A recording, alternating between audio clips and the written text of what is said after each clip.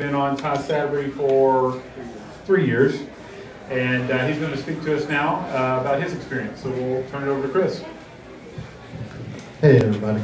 Hi. I want to thank Carrie and Jennifer and everybody with Biology and IDEC, and thank all you guys for coming out and listening to me and not running away when you saw the tattoos and everything.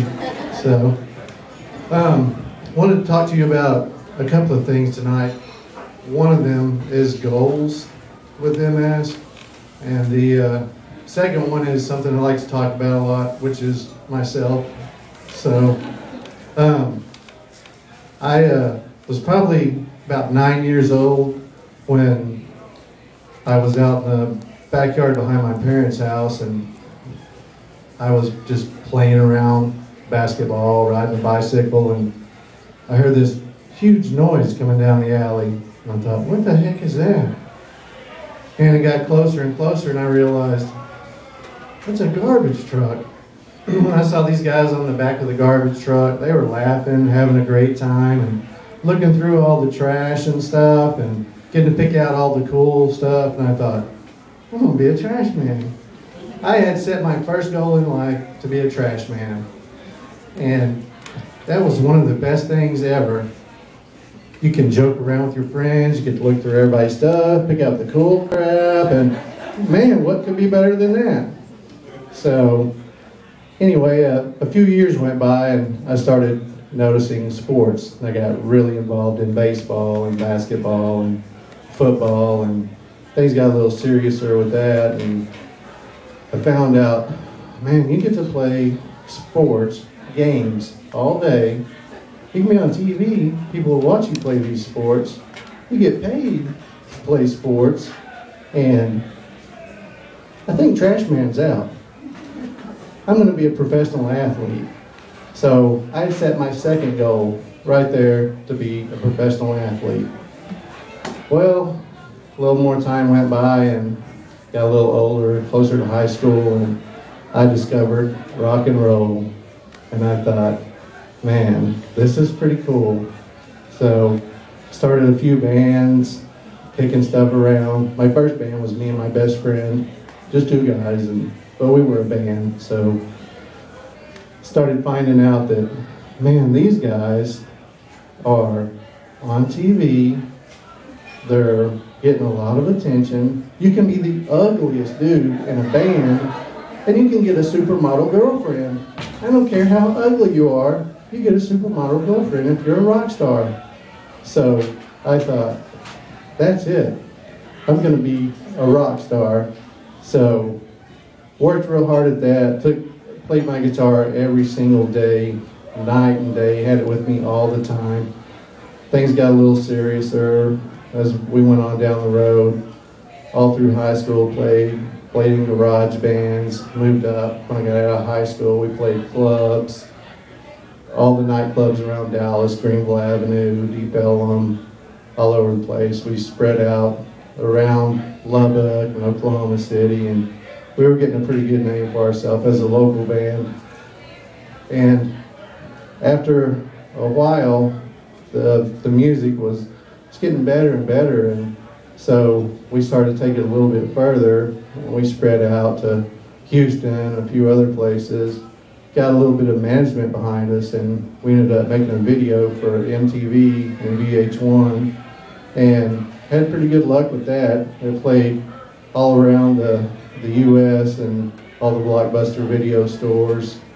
365 days it was on, every hour on the hour in every Blockbuster store across the U.S. So we thought, we're rock stars.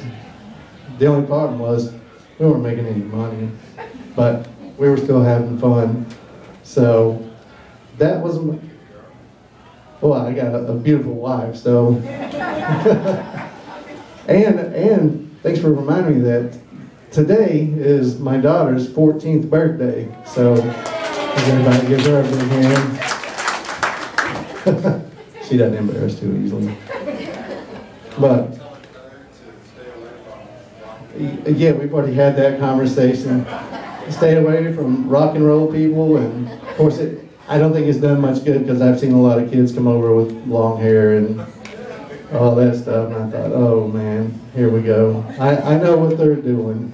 So anyway, we, you know, kept going on, and that was my third goal in life, was I was going to be a rock star, and I really wanted that. I pursued it. I played all the time, night and day, and then one day, kind of like I'm sure a lot of people with MS had, my hands started not to feel right. I got tingling in my fingers. They were swelling up. They felt like they were going to pop, and then my legs, started having problems with my legs. And I went through all the routine, all the doctors, neurologists. They tried to give me carpal tunnel and, you know, every other disease problem that you could possibly have, until they finally came up with, on March 15th, 2006, which a lot of people remember the date that they were diagnosed. That's when I was diagnosed with MS. And I went through 2 years of Avonex, then I went through 1 year of Copaxone, and then Tisabri. I've been on Tisabri for 3 years. I'm actually on my 35th infusion, so I'll be on it for 3 years here pretty soon.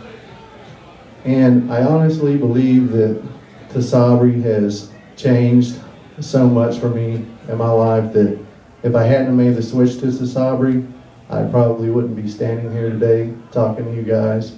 In that first year, when my initial attack hit, I was on and off a cane, walking in and out of a wheelchair.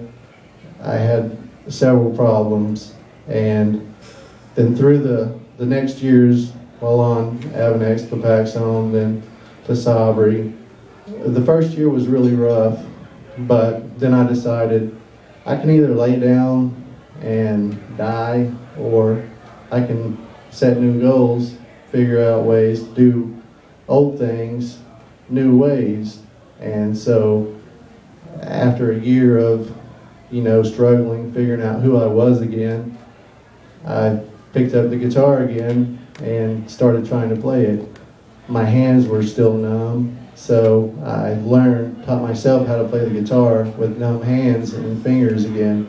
It didn't come overnight. It was a pretty good struggle trying to figure out how to do this, and I eventually got it down. And of course I wasn't playing with a band anymore because the schedule was too grueling. I couldn't do that, so I wanted to take everything on my time and do it, you know, nice and slow and easy, and find out my limits, what I could and couldn't do.